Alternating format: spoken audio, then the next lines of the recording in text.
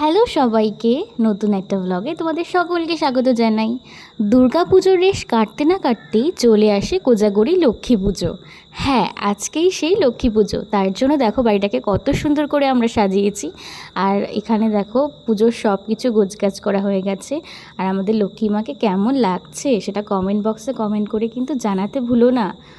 আমার মা যেহেতু একা একা এখন পেরে ওঠে না, তাই মায়ের সাথে আমি উপোস করে ঠাকুরের সমস্ত কাজ করেছি। এখানে আমাদের সব কিছু গোছানো কমপ্লিট হয়ে গেছে।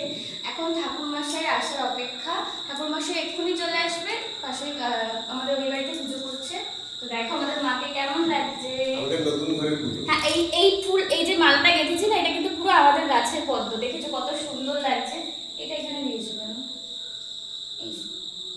কেমন লাগছে আমাদের মাকে তোমরা কিন্তু অবশ্যই কমেন্ট করে জানিয়ে দিও।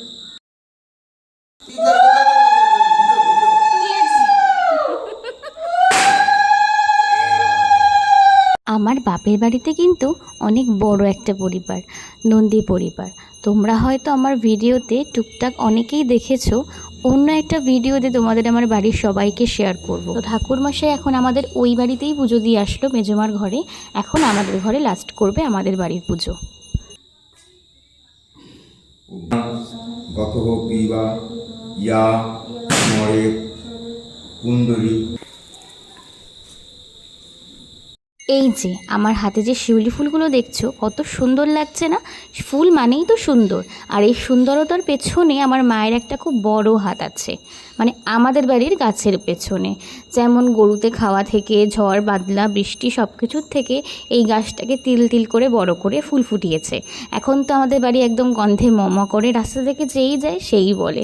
কত ভাল লাগছে না? এখানে পুজো হয়ে গেছে, আমি একটু বই পড়ছিলাম, প্রথম পড়লাম। আর এখানে একটু মাকে আরতি করে নিচ্ছিলাম।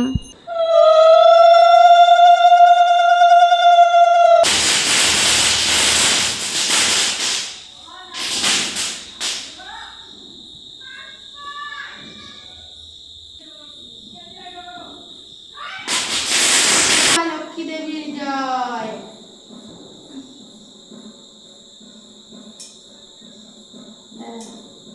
এই হচ্ছে আমাদের মেজমার ঘরের লক্ষ্মী পুজো। কত সুন্দর করে দেখো মেজমা সাজিয়েছে। তো চলো আজকের মতো ভিডিওটা এই পর্যন্তই। ভিডিওটা কেমন লাগলো অবশ্যই কমেন্ট বক্সে জানিও।